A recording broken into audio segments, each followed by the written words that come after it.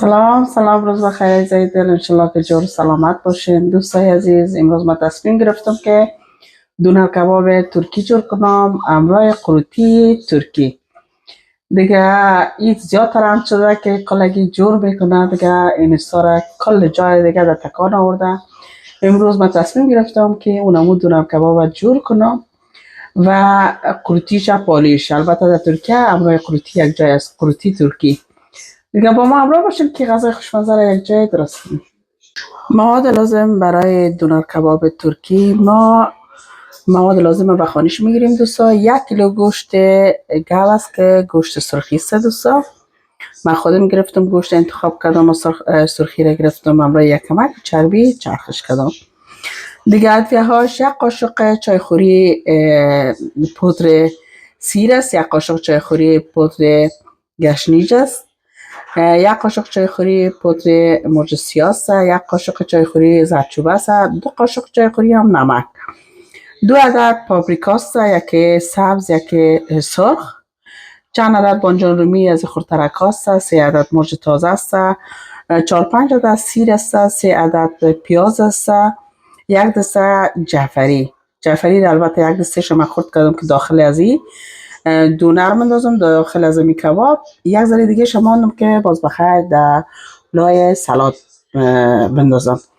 دیگه اینجا ما ماست داریم که ماست البته خودم مایه کردم، ماست خانگی همراه ماست خریک یغورت میگه، از این ماست های یونانی است. دیگه فرق نمیکنه هر کدام ماست باشه، منتهی ماست من خودم مایه کردم، از این ماست همراه از این مکس ایره برای قروتی جور میکنم. دیگه از این بانجان رومی خردترک هاست که ایره من سلات جور میکنم همراه پیاز و جعفری، یام سماقه که داخل سلاتش میفته، یام نان است برای اما برگر که جور میکنیم کباب داخلش میپیچانیم، یام نان برای قروتی است. با ما همراه باشین دوستا که دونر کباب همراه قروتی ترکی یک جای درست کنیم. نگفته نمونه که اینجا سماقم داریم، سماقم البته کت جعفری همراه پیاز سرخ ایره سلات جور میکنیم.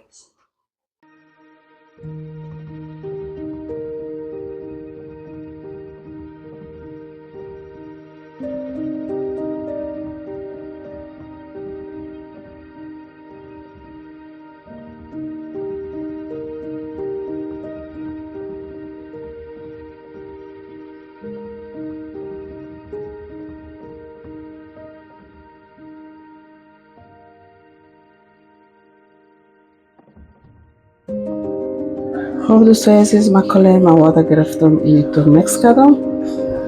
همین بانجان رومی را همراه سیر، مرچ تازه، پیاز، دیگه پاپریکا، یام جعفری همه را کلش گرد میکنم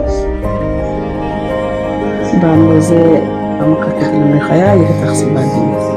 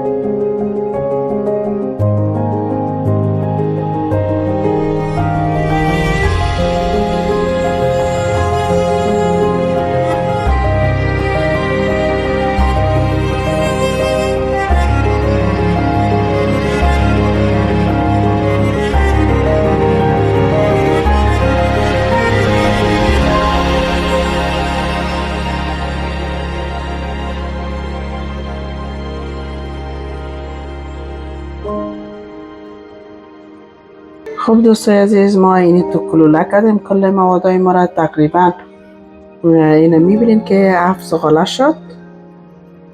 حالا دیگه ایره بخیر لای کاغذ نسوز اوار میکنیم، داداش میمونیم.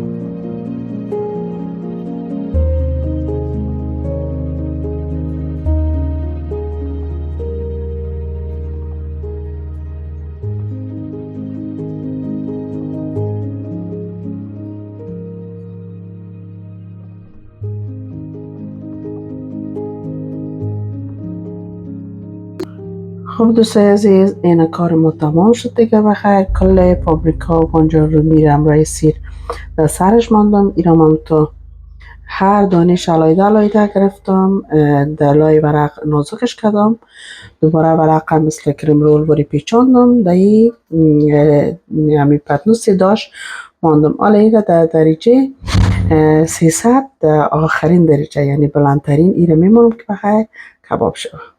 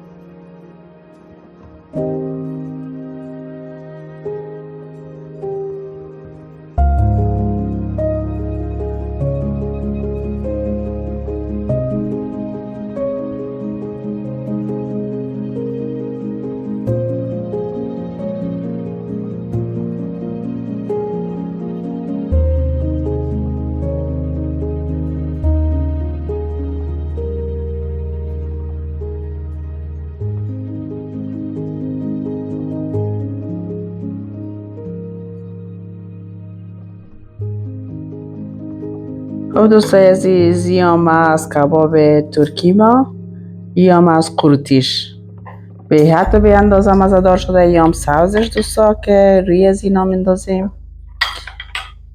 در قروتی هم اگه خواستن بندازین در از دلتان، خیلی مزه‌دار شده دیگه. یعنی من قسم که من جور کردم شما هم جور کنین، با فامیلتان نوش جان کنین. اگر از ویدیوی من خوشتان آمد لایک کنین، سابسکرایب کنین تا ویدیوهای جدید من به دستتان برسه. تا برنامه بعد شما رو به الله مهربان میسپارم. شاد و موفق باشین.